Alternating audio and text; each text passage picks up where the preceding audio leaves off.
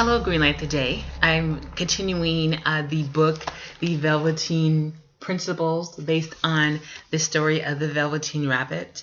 I'm ending the book. I've glossed over a lot of things, so if you want to get the book, I think it's a good idea. It's not necessarily an easy read, but there's some really important points in here. So I want to get to the ending part, right, where the Velveteen Rabbit has escaped. And by escaped, I mean the little boy gets sick, and he had this fever or something. And back in the day, they used to destroy all the old toys and blankets when the kids got sick because they really couldn't pinpoint where the sickness came from. And so everything got burned and tossed. Luckily, or fortunately, or hindsight, the rabbit said, "Ooh, let me get out of here before everything happened." And so he's wandered out, or he's kind of taken out to the yard or the forest by the little boy's house. And for the first time, he is challenged in what he believes is real. I mean, he always wanted to be real, and now this is starting to happen. It says, the little rabbit lay among the old picturesque books in the corner of the file house, and he felt very lonely. Of what use was it to be loved and lose one's beauty and become real if it all ended this way? And a tear, a real tear, trickled down his shabby velvet nose and fell to the ground.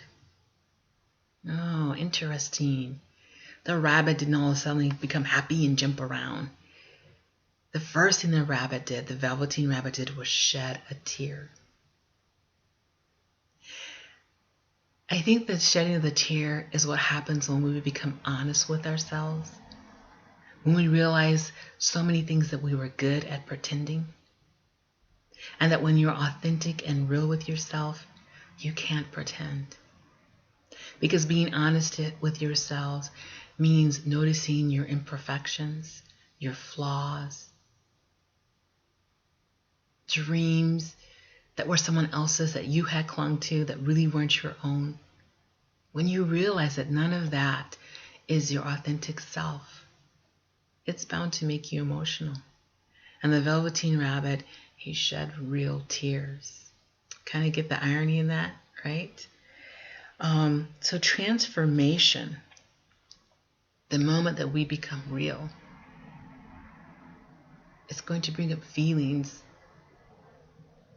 that we may have not had in a long time, or even realized that we had. Because honest work brings clarity. Clarity is illuminating.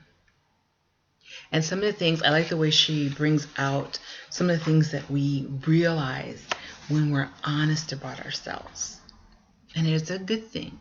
It's a really good thing. Because one of the things that we realize is that this perfection that we were holding on to is arbitrary. Even by the standards outside yourself. Think about what was beautiful for a woman in the 1950s compared to the 1960s and compared to now. It's always changing. It's always arbitrary. The other part she brings out is that it's boring. You have something that's so defined, and that is a meaning of or symbol of something. After a while, you're like, well, why can't we change this about it? Or why don't we do that, right?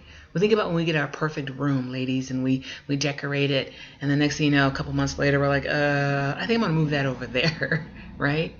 The third thing she talks about perfection is that, of course, we know it is ultimately impossible,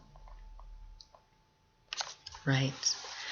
And the third thing that she talks about as far as changing and being honest with ourselves, one, we have to let go of perfection, and this is what the Velveteen Rabbit found out about himself, right? Shed that tear, became honest with himself. What did he say? He said, what's the use of becoming real and allowing yourself to be old and shabby? And then it ends like this. So he was going through some changes. And as the book goes on to say, I love this 4 things about change. 1, change does not equal disaster. Change may hurt, but it won't kill you. Your response to change, on the other hand, can be a disaster. So how we respond to change. Change is natural. That's true. We see it everywhere. We see it in nature. We see it, and even when I cook and I think about, I was making something the other day and it was browning. I was like, wow, look at that. And the brownie was what's necessary for it to taste a certain way. Change does not mean you failed. Yeah, it means that the old situation no longer fits you and you are on your way to improvement. After a big change, you won't be your old self. Wow, that's scary. I know that's scary. But I like what she says, that it adds a richer and deeper understanding of your life's passage. And understanding that this is change will allow you to be so flexible. Because there are going to be things that are going to come your way that you may not know how to deal with because you are revealing this new authentic self. I don't know if I would say new, but uncovering of yourself, because it's always been there.